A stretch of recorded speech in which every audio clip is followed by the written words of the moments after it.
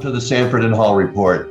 I'm Rear Admiral Garry Hall, United States Navy retired, and I'm here with my co-host, Adriana Sanford. I think we've assembled a great topic today on cybersecurity policy. Adriana, why don't you tell us a little bit of what to expect in today's report?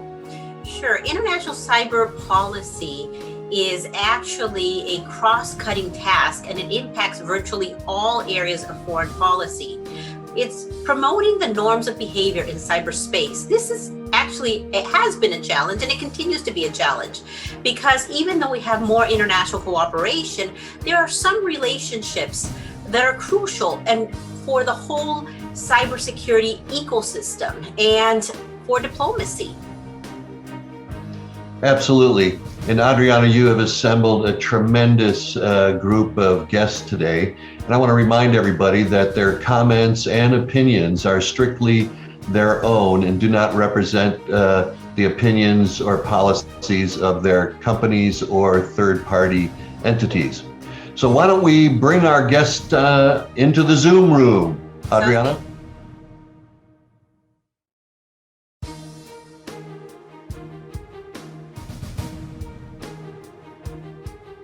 And we're back with our 5 distinguished guests on the Sanford and Hall Report today as we talk about cybersecurity and international policies regarding to cybersecurity. So what I'd like to do is have our guests introduce themselves. And Christine, why don't you tell us a little bit about yourself? Hello, Adriana and Garry. Thank you very much for inviting me. I started my career in regulatory litigation, specializing in competition and consumer protection law. Currently, I'm Senior Director of Internet Trust at the Internet Society, and our goal is an internet for everyone that is open, globally connected, secure, and trustworthy. I'm also proud to serve on the board of the Internet Security Research Group, which founded and operates Let's Encrypt, which is a free, automated, and open certificate authority. Let's Encrypt provides digital certificates to more than 240 million websites, which means a more secure and privacy-respecting web for users all around the world. And on the privacy front, I'm co-chair of the W3C Privacy Interest Group, PING, where we undertake privacy reviews of web standards and provide guidance on how to mitigate privacy vulnerabilities and reduce fingerprinting. Today, however, I'm speaking in my personal capacity as someone who's passionate about security and privacy. Super duper.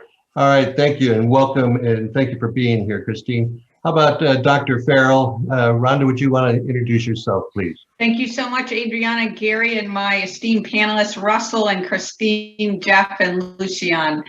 My name is Dr. Rhonda Farrell, and I'm a technical and management consultant primarily focused on cyber infrastructures, organizations, workforce, both from a technological assessment and a policy perspective. I'm the founder of Cyber and STEAM Global Innovation Alliance. I'm a Marine Corps veteran, and I'm very active in promoting women in security and innovation and quality globally. I've had a chance to work with ISC Squared and ISSA in different capacities for about the last 20-year time period, focusing on their educational initiatives as well as those within the broader cybersecurity community. Like Christine, I'm very active with nonprofits and academic partners and promulgation of policy at the nonprofit, federal, and civil arenas. Thank you. Super, and Semper Fi, we love having our Marines on board. I spent half my career working with the Marine Corps. Thank you. Thank you. And Jeff from Willis Towers Watson, introduce yourself, please. Hi all, and thank you, Garry and Adriana, for having me. I'm a regional leader of our FinX cyber practice here at Willis Towers Watson, primarily focused on counseling Fortune 500 companies on both cyber risk and primarily cyber risk transfer. I've been in the cyber industry for over 20 years, and the majority of that time focusing on working with clients on the ever-evolving world of cyber attacks and cyber insurance. I think that insurance companies were doing cybersecurity before cybersecurity was cool, when you think of all the data that insurance companies hold. So let's go over to the IEEE. Russell. Good morning. Thanks, Gary. I'm Russ Harrison. I'm the Director of Government Relations for the IEEE USA. That's the American component of the Institute of Electrical and Electronics Engineers, the world's largest technical professional society. IEEE has over 400,000 members in over 160 countries. In addition to the members, the men and women who invented, use, install all types of electrotechnology. We are also one of the world's largest standard setting organizations, a voluntary industry-based standard setting group that's involved in cyber standards as well as lots of other things. My role is working with the government relations staff in Washington, D.C. to be the eyes, ears, and voice of America's technology professionals before the United States government. And it is quite an honor to be here today. All right, thank you very much. And now let's go over to Brussels in the European Union and Lucian. Hi, hello everyone. My name is Lucian Chernat. I'm the head of Global Regulatory Cooperation and International Procurement in the Director General for Trade and Investment at the European Commission. Previously, I was the Chief Trade Economist of the European Commission for more than a decade. And in my career, I have had various roles within the United Nations systems on development assistance, and also I was at the very beginning of my career a diplomat with the Romanian Foreign Service. All right, fantastic. So what a tremendous group that we have of experts from around the globe. Adriana, do you want to kick us off? Back in the day, in the 1990s, I remember the issues were dealing with a need for predictability of results with regards to negotiable instruments for Latin America. And in the year 2000, we were looking at Kathy's quandary and multi-jurisdictional conflicts. 2012, cyber became one of our hot topics. And now with COVID, we're starting to realize that unless we have a way of dealing with these conflicts of laws, they are creating issues for not only our executives in the tech industry, but for everyone, remote workforce, hybrid workforces. In order to compete, in order to sustain yourself, businesses and individuals need to understand these challenges, and that's kind of what we're here today to do. I'd like to start by asking Christine to give us an overview of what exactly is cybersecurity policy. Thank you, Adriana. I can't remember the number of times that someone has said, we need to define cybersecurity. Now, don't worry, I'm not going to give you a definition. However, what I've found is that for conversations in the policy space, it's often helpful to distinguish 4 different scenarios. First is securing the digital economy. The second is combating cybercrime. The third, I would call matters of national security. And then the fourth, I'll call cyber relations between nation states. So think of concepts like cyber peace and cyber warfare. The first scenario, the objective of securing the digital economy, is particularly interesting, and its place in cybersecurity policy setting is sometimes underappreciated. What we see is modern policy frameworks like the OECD recommendation on security risk management for economic and social prosperity, the APEC framework for securing the digital economy, the 2018 Commonwealth Cybersecurity Declaration, as well as the ISOC AUC Internet Infrastructure Security Guidelines for Africa, recommend a collaborative approach among all actors that puts economic and social well-being at the forefront.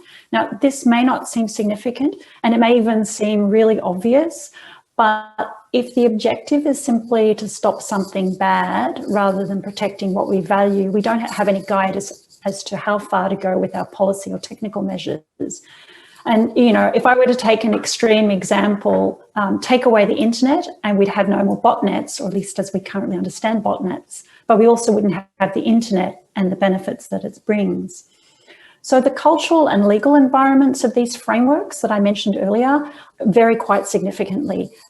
But nevertheless, there's a very strong commonality in their principles and practical recommendations. And you could say that these frameworks document a general consensus across the world on various approaches for securing a digital economy.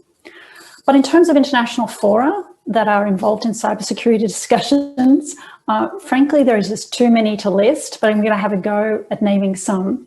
So you might all recall that for a time there were the biennial global conferences on cyberspace, but these have now faded. However, they gave life to other initiatives such as the Global Commission on Cyber Stability, which recommended a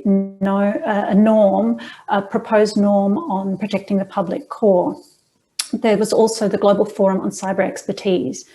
We then saw the rise of the UN Secretary General's high-level panel on digital cooperation, the Paris Peace Forum, which produced the Paris Call for Trust and Security in Cyberspace. There's the public commitment of the Cybersecurity Tech Accord, the IGF. The G7 and the G20 have included internet issues on their agendas. Then there's the UN Open-Ended Working Group and the UN Group of Governmental Experts and the ITU, and so on. But in a first, the African Union set up an Africa-wide cybersecurity coordination and collaboration committee, which is a multi-stakeholder group to build capacity and share knowledge on a Pan-African level.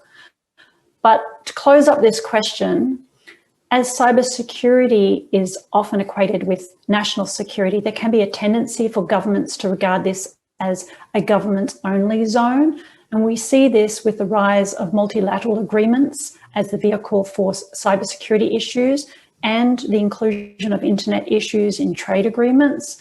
And what we also see is that the UN is on a path to develop a cybercrime convention, and there are also some members that would like to see a more general cybersecurity convention. Excellent. Now, those are great at the policy level. What are some of the, are you seeing any difficult discussions about cybersecurity? You know, when we have these high-level policies, can we trickle down to the actual operator? But what are you hearing that's interesting in your discussions, or some of the challenges? So things change, right? As an example, a couple of years ago, the Internet of Things was high on the agenda. But even though there's ongoing work in this area through the IoT Security Policy Platform, IoT Alliances and other places, it doesn't have the same front and center position. AI has taken that spot. And really, though I think we should be still using the term machine learning, I get it, artificial intelligence is more of an emotive term. And two of the most commonly cited issues there, of course, are bias and lack of transparency. However, there are also concerns about securing machine learning supply chains, which mirror the increased concern in the general cybersecurity space about supply chain attacks. Some other emerging areas that are interesting and to watch are gender and cybersecurity and the interplay of digital trade and cybersecurity. I would also say another area of interest is vulnerability treatment, especially by nation states who might be tempted not to disclose zero-day vulnerabilities, hoping to exploit them sometime in the future. I mean, just last week, the media reported that Checkpoint Software Technologies concluded that some China-linked malware known as Jian was based on some NSA hacking tools leaked in 2017. And of course, we all remember Eternal Blue, and then the WannaCry Petya non-Petya ransomware. The last one that I'll mention is an interesting topic before we get to something that's more difficult. It may not be hot, but I actually think it's worth noting. It's how policies on the protection of critical information infrastructure are evolving. I mean, historically, this was seen as a matter of national purview, and it still is. However, there appears to be increasing interest in doing cross-border collaboration in this area. And the other thing that we've seen is that the scope is growing. I mean, if you think about it, probably 10 years ago, no one would have considered election systems to be part of critical information infrastructure, but certainly it is today.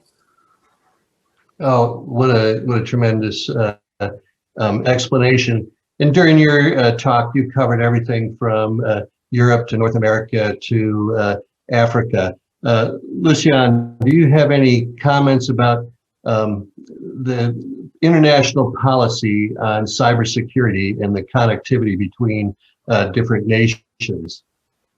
Absolutely. Absolutely. Thank you, Garry, for this pertinent question. I think it's the perfect entry point for someone who works as a civil servant on behalf of 27 member states. We are very well placed in Brussels to understand the crucial importance of global interlinkages when it comes to cyber threats and cybersecurity. I think what we just heard about the importance of various elements in what used to be, first of all, at the beginning, more of a very niche topic linked primarily to what we would call the IT sector in particular, nowadays touches upon every single aspect of an economy. Take transport. I mean, you don't have to think autonomous vehicles to understand the importance of cyber threats for transport infrastructure. We all recall movies where hackers could change the color of a traffic light in order to succeed with maybe a banking heist or all sorts of other trivial examples. Take energy. Imagine nowadays a massive dam which is controlled by all kinds of sensors, which are, of course, in a way connected to the internet. This is a critical infrastructure that can be subject to hacking with dramatic consequences. Take health. COVID-19, I think it's one of the prime examples of how important for nations around the world would be to have this infrastructure, the health infrastructure, secure for such cyber threats.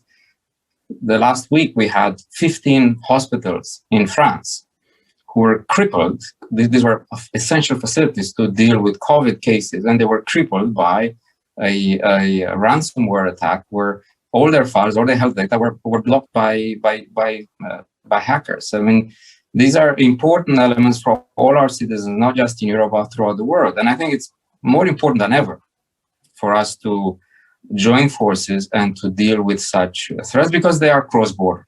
This is like a natural disaster. It is catastrophic if it happens, but it affects us on a global scale. Usually a natural disaster will affect, a part of the region, a hurricane in Miami, a tornado in the Midwest. But these cyber attacks are on a global scale. It can affect everybody around the world. The European Union is much like NATO in that NATO is staffs and force structures provided by the nation. So if I'm thinking about the cybersecurity in the European Union, that the nations provide the upper level, but what are the challenges of 27 countries and coming up with a common cybersecurity approach? Is that a difficulty you're seeing? Absolutely. I was coming to that because, as I said, it's a particular challenge when you work in an international setting, a sui generis international setting like we have it in Europe, where we have sovereign nation states still in charge of essential policy areas, be it health or national security, but at the same time where you have a continental challenge. We have no borders between us, and those the level of integration we have across many fields make us more vulnerable if we have a weak link in the system. And this is why in December last year, the European Commission and member states, we adopted a new pan-European cybersecurity strategy. Just to give you one example of how we move from 27 elements to 27 plus one on top of them. Take all these essential elements. I mean, cybersecurity depends on both software and hardware. And nowadays, the distinction between them is really blurred. I mean, every single, even a toaster will have probably some sort of software in it. If you have a smart fridge, or a coffee maker, which you program for your espresso to be ready at 7 a.m., everything is based on a bit of a software. And you have Alexa or other devices, you will see that they are connected to the internet. So in Europe, for instance, we have 27 national schemes to certify these devices that have a cybersecurity risk. So, of course, each nation state try to do their best. But we were faced with a patchwork of cybersecurity certification elements that may be safer than others. So now this new cybersecurity, pan-European cybersecurity strategy introduced, among other things, a EU-wide certification scheme. that will allow for one particular product from one particular suppliers, one particular software provider to actually be certified once against the best standards, and then gain trust throughout Europe. And hopefully, if we have our upcoming Trade and Technology Council, the Transatlantic Trade and Technology Council, we would like to join forces with the United States, who also faces, in my view, similar challenges. And we will hear more from other speakers today. And I'll shift over to Russ. Russ, with the IEEE in your role, do you see what is Congress working on cybersecurity? They are, but they are doing so cautiously, I think is the optimistic way of saying it. Congress passed a number of significant cybersecurity bills at the very end of last year as part of the National Defense Authorization Act. These rules put in place kind of the bureaucratic tools that the United States needs to develop a national strategy and be part of an international strategy on cybersecurity. So they're very, very good. But what Congress didn't do last year was kind of tackle the policy questions. Looking at digital privacy, transparency issues. How do we negotiate public-private negotiations and cooperation in this area? Kind of the hard policy questions they've punted on, and they're going to bring it up again this year. We just heard last week that Congressman Langevin and McCall are working on kind of a reporting system, mandatory national reporting system for companies. But they're working on it. They don't have it. It's just in the House, not the Senate. So there's a long way to go before the United States Congress really gets aggressive on these policy areas. And I think there's a number of reasons for that.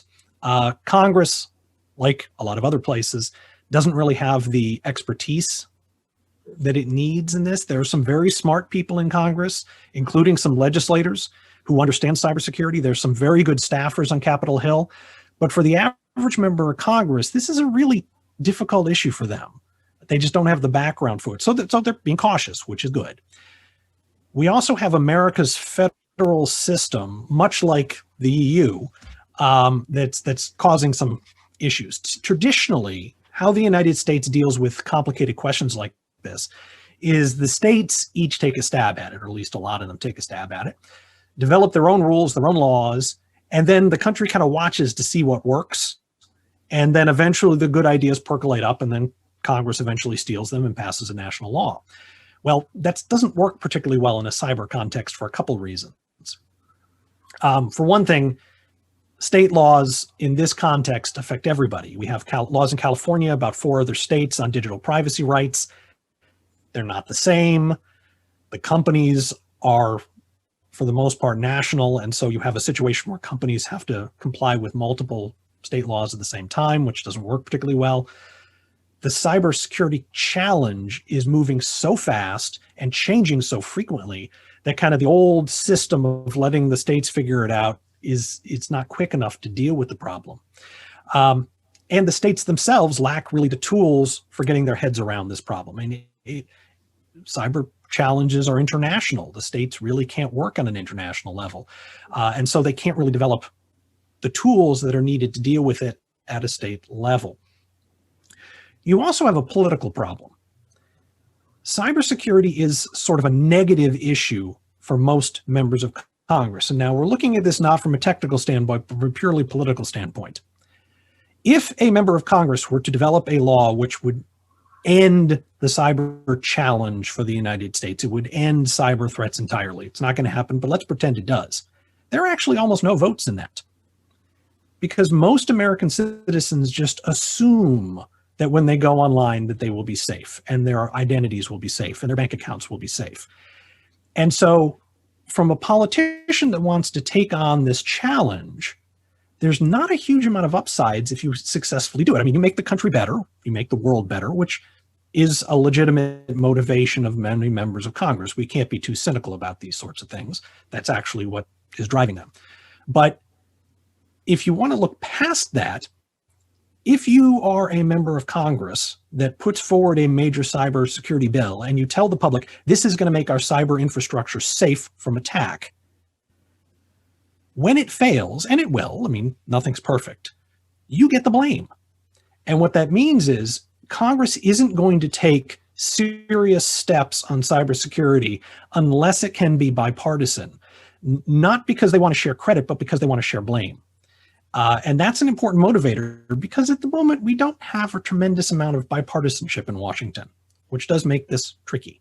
Cybersecurity is one of those areas where there is bipartisan dialogue and bicameral dialogue between the House and the Senate, so we can be optimistic. But there are a lot of kind of institutional challenges. You also have to make note of the fact that there are at least 6 major congressional committees in both chambers that have jurisdiction over cybersecurity, which makes it very difficult kind of institutionally to deal with. Something else to note, and this is going off of what Christine and Lucian just mentioned. It's all well and good to kind of talk about these big high-level policies, but putting the policies in place is only the first step. Then you have to implement them. And the United States, particularly at the state and local level, have a severe challenge in they don't have the technical people who can actually do these things that are being developed at the national and international level. I suspect Europe has the same challenge. The further away from the EU you get, the harder it is to implement these protections, which is why I think 2 of the more important cybersecurity bills that Congress is currently discussing, introduced by Bobby Scott, Democrat from Virginia, and Sheila Jackson Lee, Democrat from Texas, the National Apprenticeship Act and the Cybersecurity on-the-Job Training and Employment Act, which don't say anything about cyber law or cyber protections, but they are trying to get, in our case, Americans into the cyber world, trained to provide valuable services to companies, local and state governments, without necessarily needing a 4 or 6 or 8 year degree. And I think that's an important part of the solution to our problem. You got to have the people that can do the work after you come up with the policies. So I expect Congress to take this seriously this year. We're expecting some major bills, probably not till late this year and next year, but it's a tough challenge. Yeah, and you know, I've met many members of Congress, and they're not necessarily technical or cybersecurity experts. So it doesn't affect their bottom line policy. So is industry, stepping forward and making a difference in cybersecurity? Do you have any comments on that? Because cybersecurity that affects a business affects their bottom line.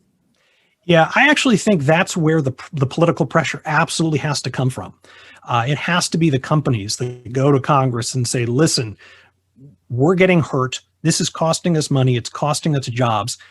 And to remind Congress that the politicians can't simply say the business community has to protect the information they collect.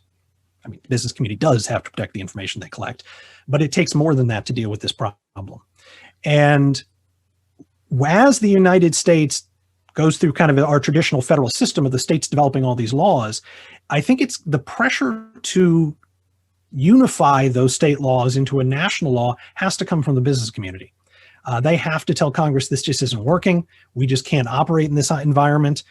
The United States can't be as effective on an international level as we need to be because of this patchwork that we're developing. We have to go the route Europe has gone to start developing national laws. But I really think it's the business community that has to drive that, because I don't see where else the political pressure is going to come from.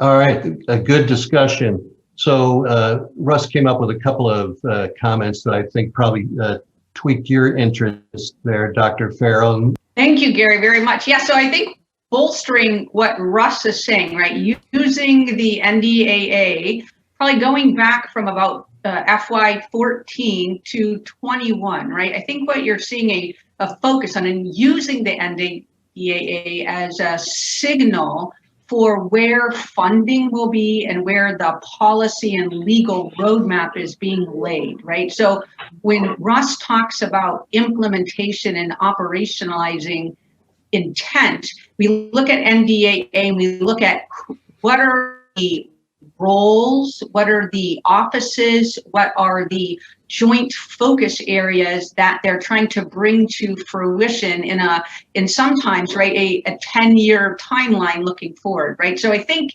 in 21, what you see is a real desire to focus on that joint collaboration, to move, as Lucian noted, right?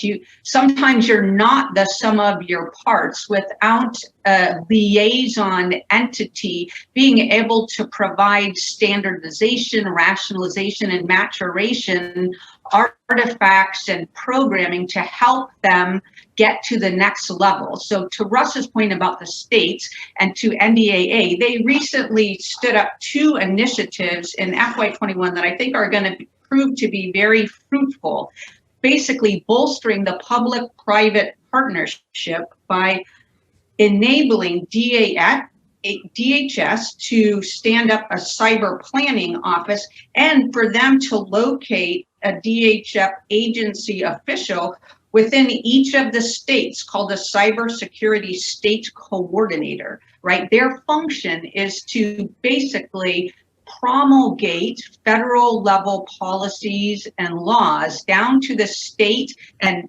local levels. And they're doing that through kind of a 3-pronged approach, right? One is helping them focus on cyber security planning and policy.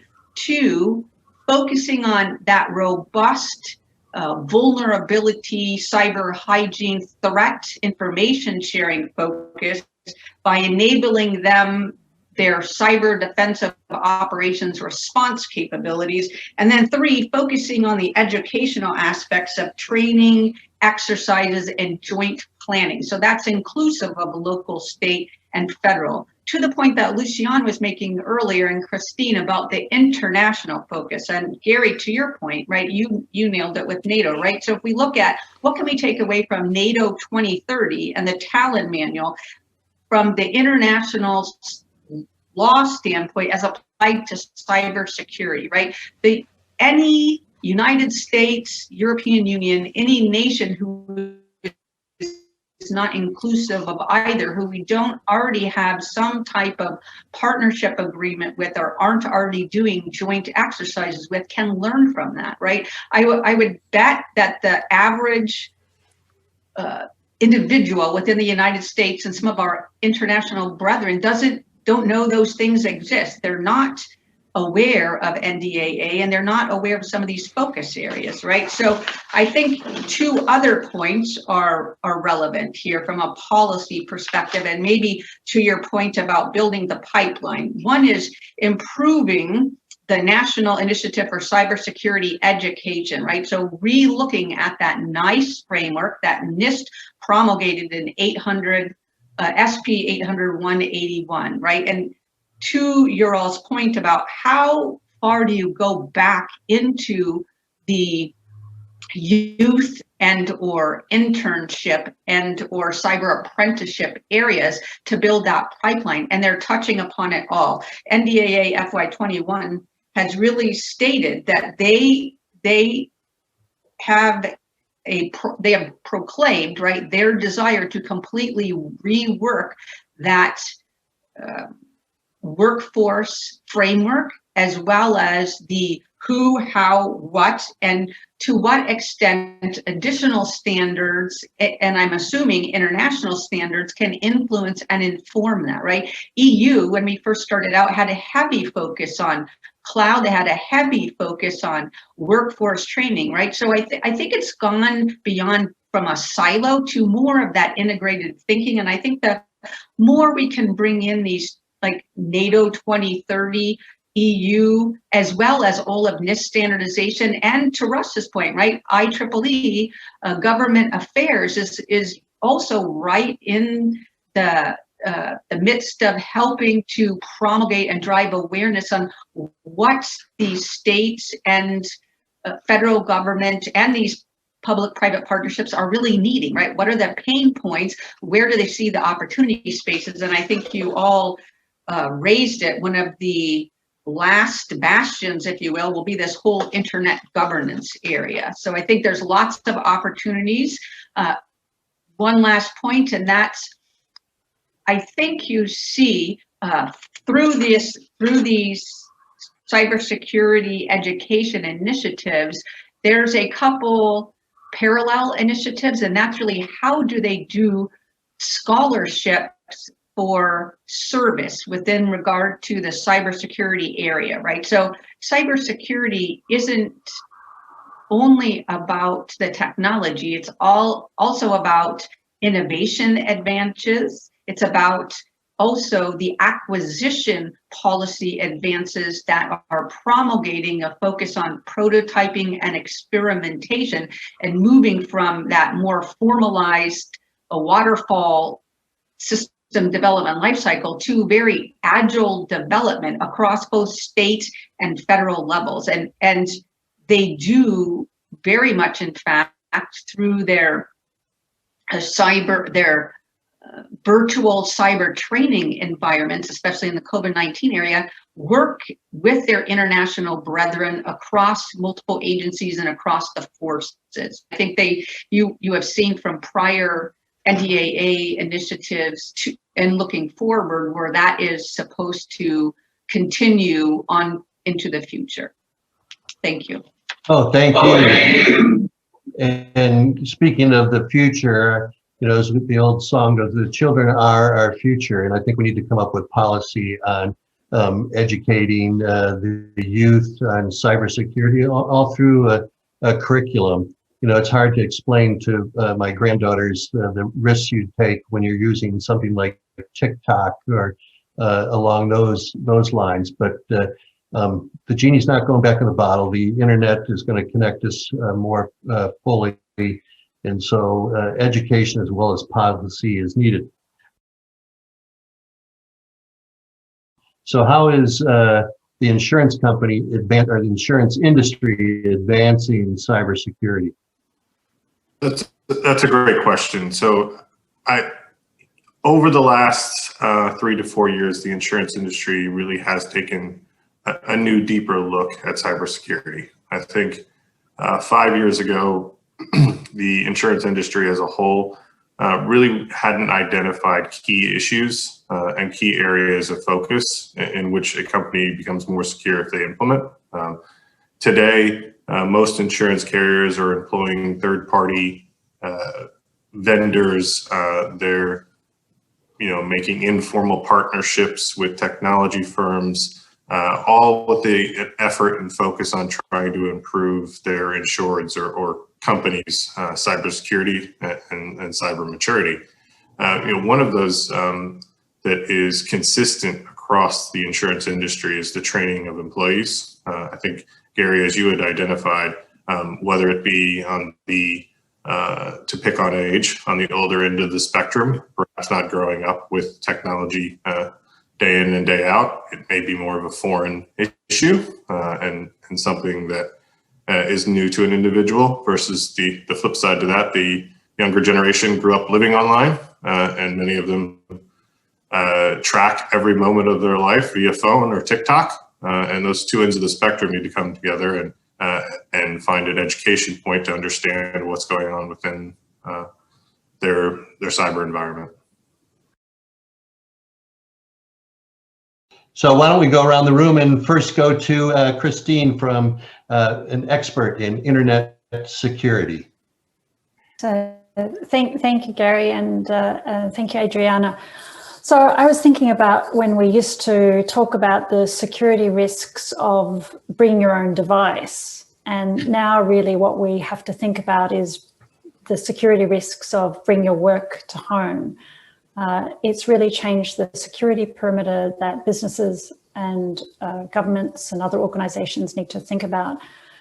And as you said, Adriana, with our increased reliance on the internet during natural disaster and during pandemics, it's clear that cybersecurity needs to be a priority. One thing I will mention, though, is not to forget all of the volunteers and people from the research and academic communities who are quietly working behind the scenes, improving the technical measures that we can use to improve the security of our interactions online.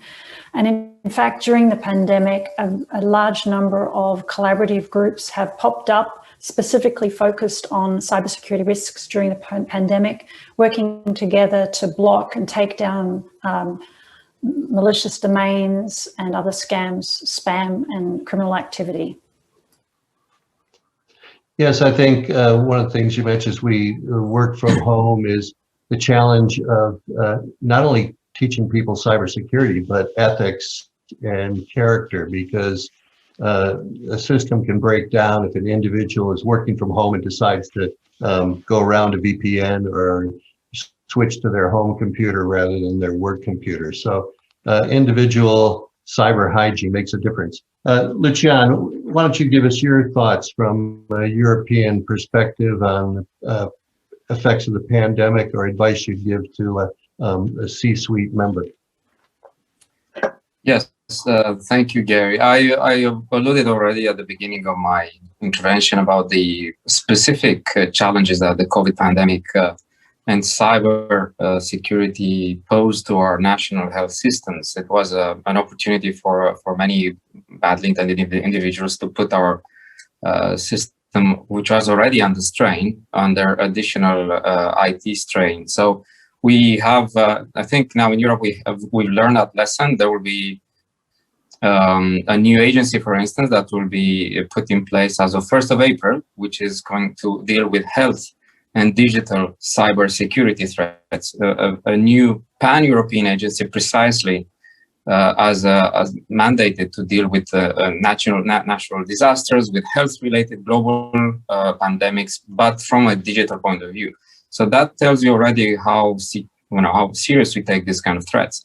But I wanted, as a final thought, also to elevate a bit our debate to a more strategic level, I would say. I mean, we can talk about technicalities, but it's not just about the hardware or software or malware or any other type of cyber threats. I think at the end of the day, when it comes to the EU and the US in particular, but also for globally speaking, there is a clear need for global cooperation. And in the transatlantic sphere, we share the same values. We have the same desire for our societies. We have the same democratic values. So we are naturally inclined to work together on such challenges. And I think we have to actually make one step closer to each other after a period where the EU and the US took a step backwards. I think now we have to take probably 2 steps forward and come closer, as I said, with maybe in this Trade and Technology Council that is now being worked between our administrations, but also beyond the administration. I very much like the question about how do we translate this to the ground level, to local authorities, etc. And if I can just take one quintessential kind of question that Henry Kissinger once asked, whom do I call in Europe? If I want to talk to Europe, whom do I call? I think we could also translate this question from a European perspective would be, whom do I call in the US if I want to talk cybersecurity? We in Europe, we don't have a single number, but I think we have a limited number of contact points which would make that conversation extremely useful. We have this cybersecurity agency that has been now given a new mandate. We have a lot at stake. We have 60,000 companies in Europe who specialize in cybersecurity. Many of them actually provide the essential elements to the national defense system in the US.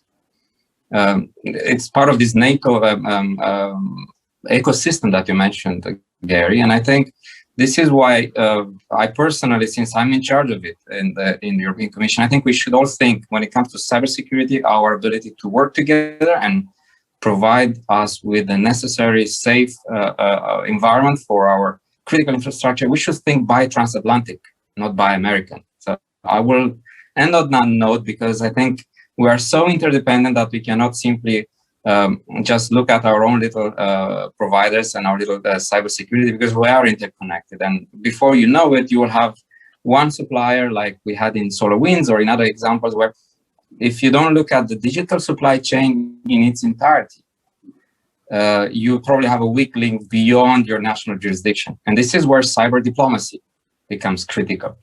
Yes, and Lucian, the one comment that you made me sit up straight was who are we going to call in the United States? So I envision this is something the current administration or any administration should be discussing. I can picture the president in the Roosevelt room with all the cabinet members going, okay, I've got a message here to call a call from cyber in the European Union.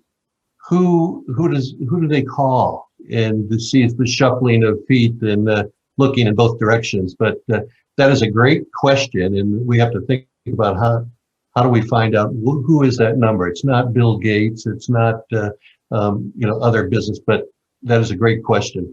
So Russ, what are your wrap-up comments from the IEEE? Well, I like you. I thought Lucian asked what I see as an irritatingly good question. One of the problems the United States has had on this issue and negotiating internationally is that there was nobody in charge. Now, the NDAA created the new National Cyber Director position, which in theory should play that role. And Congress expected the director to play that role, but it's not there yet. And I think this whole question highlights the challenge that this country has, and I think the whole world has. The pandemic, the COVID pandemic, has kind of broadened the cyber challenge to the United States. It's hard to secure a particular building. It's much, much harder to secure a workforce that is now scattered across multiple jurisdictions, possibly even multiple states, all working through remotely to one bank of computers, one cloud computer, one server, whatever it is. And I think that highlights the need for this country to get its act together on its cyber defenses. But that's going to take a lot of people. And it's going to take a lot of people that aren't accustomed to working together. And Dr. Farrell correctly pointed out another thing that Congress did, another position that Congress created, the cybersecurity state coordinators, which in theory should play a very vital role connecting state governments to the federal government, which has to be done. But it's important to note that just because they're there, it doesn't mean they're going to work. The cybersecurity state coordinators are employed by the federal government. They're not state employees. The states have no obligation to work with them at all. Governors don't have to listen to them. Only half of the states currently have a state team dedicated to cybersecurity. So in states that don't have a team, who are the state coordinators supposed to call in Kansas? Who are they supposed to call in, Idaho? And so there's a lot of pieces that have to be put in place, which the NDAA has started to do, but that's not sufficient. All these pieces have to start working with each other, both domestically and internationally. And in many ways, that's actually a much harder thing to do. In closing, I want to point on something that Christine mentioned. I've worked with IEEE now for almost 18 years, and it is constantly, honestly inspiring to see the amount of effort that individual technologists, company owners, business leaders, community leaders, academics, the amount of time and energy they're willing to put into simply trying to solve societal challenges. I'm proud to be part of that through IEEE, but it's the individual experts and the individual volunteers that get most of the credit.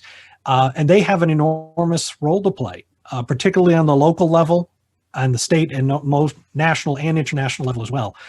This is an enormous challenge that's going to require a lot of people to work together. And it's nice to see that Congress has stepped up and starting to put the pieces in place to do that, but we still have an awfully long way to go. Super.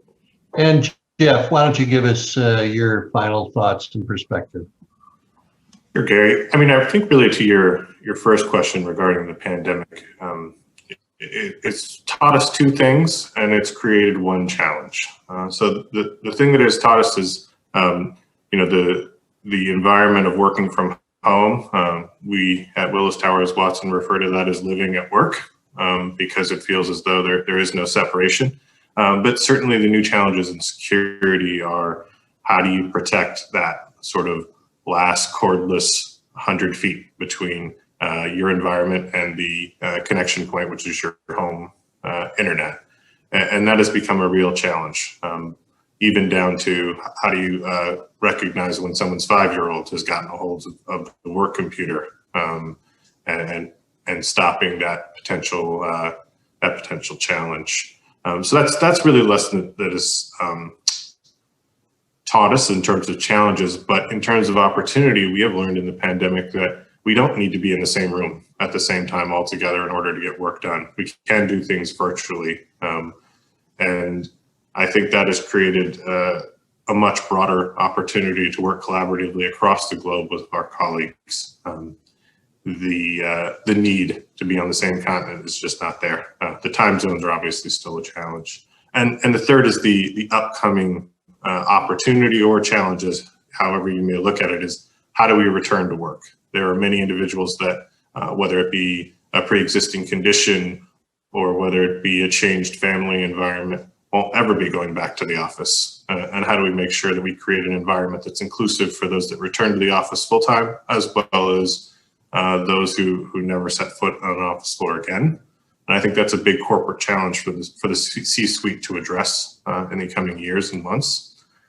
And then with respect to your question on the executives and what should boards be asking themselves, I think what has come out of this pandemic is the need and reliance on third-party relationships, third-party vendors, really getting into the nuts and bolts details of asking questions of your IT staff on, who are our critical vendors? What is our critical infrastructure? And I think it's most important outside of your traditional cyber sectors. So the financial institutions, the technology firms, I believe have all asked those questions. But when you get down to manufacturing facilities, large operations, even into the agricultural space, I think most of them consider themselves a non-existent cyber risk, but that's where we're seeing the greatest activity in cyber. And I think that's where the C-suite needs to start asking questions and understanding their true digital footprint in their business operations.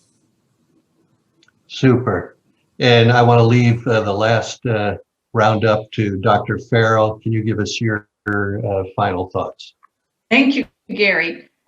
I think I'll pick a point that each of our fellow panelists offered earlier, right? So if we look at Christine and Jeff's view of basically the cybersecurity perimeter shifting as we move towards remote, either domestic or international work, we look at what are the seminal components that are going to enable our cybersecurity defensive operations to be made more stringent, right? And we look at analytics, we look at AI, we look at machine learning, and we look at automation in some way, shape, or form.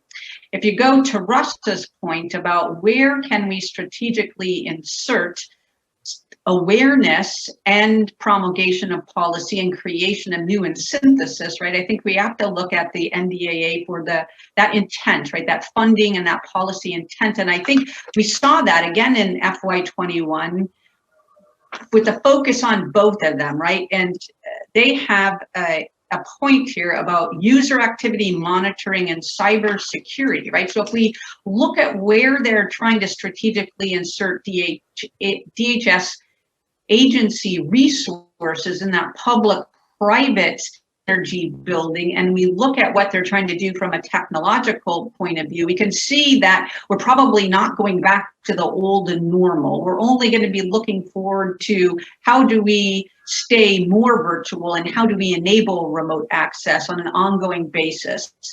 To your last point about what advice could we offer the C-suite with regard to cybersecurity? And I would say it's a holistic view, right? It's not just about the executive in the organization. It's not just about the public-private partnerships. It's about every single person and every single entity that they interact with. It's about their house, it's about their car, it's about their children, it's about their parents, it's about their grandparents, it's about the grocery store and every place where they purchase goods and services, right? So if we look at, to your point, how are we creating the pipelines that help service that? I think and to Russ's point about who is offering expertise and guidance to the states and local communities.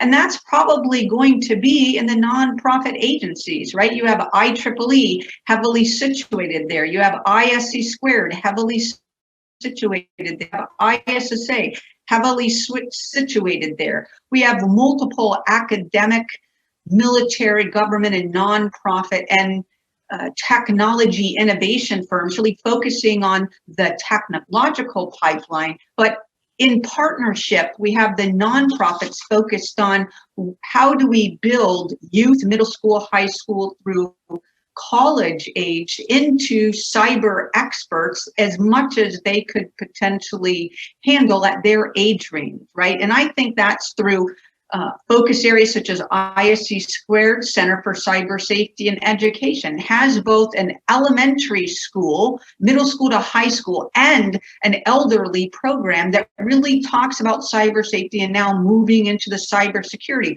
not just domestic, but really building out those programs internationally to make cyber fun.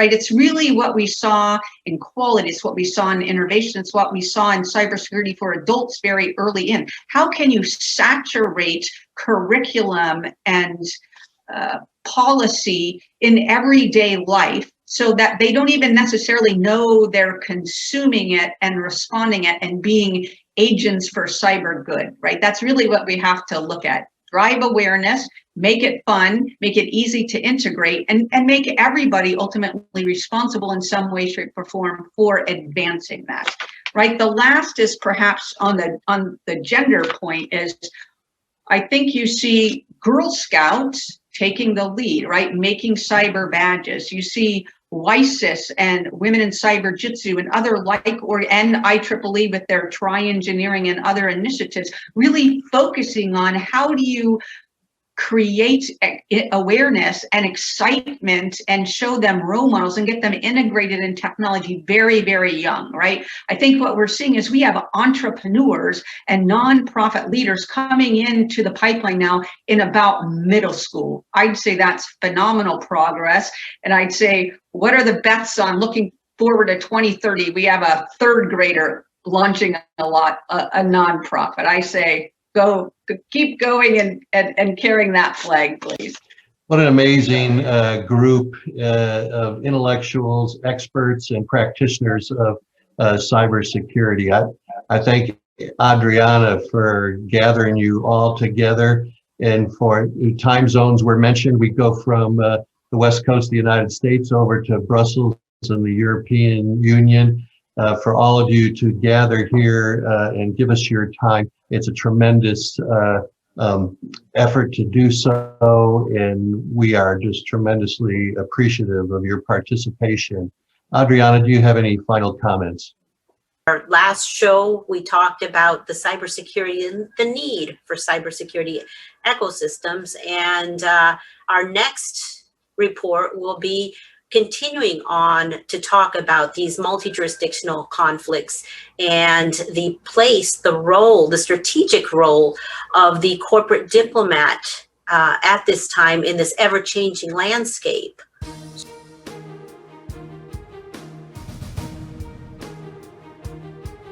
Tremendous discussion.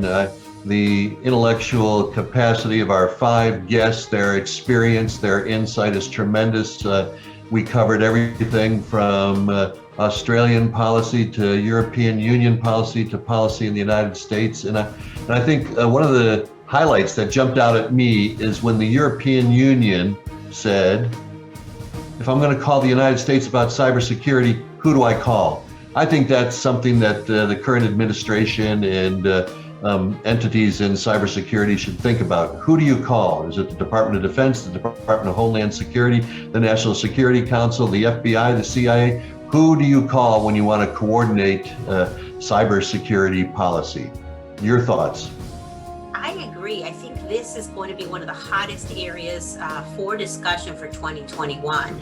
So again, to reiterate, what a tremendous report this has been with our 5 guests representing all the corners of the globe in cybersecurity, and the challenge is, while sovereign nations have borders, they also have cyber borders. So in the meantime, individuals can practice good cyber hygiene, educate themselves on some of the issues that are out there. And again, the Sanford and Hall report doesn't tell you what to think, but challenges you to think. And I think we've provided a lot of material to think about in the cybersecurity policy arena.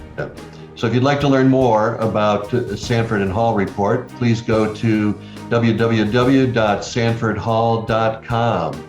And the Sanford and Hall report, it is edited, researched, filmed, produced solely by Adriana Sanford and Garry Hall. Adriana, do you have any final comments before we go?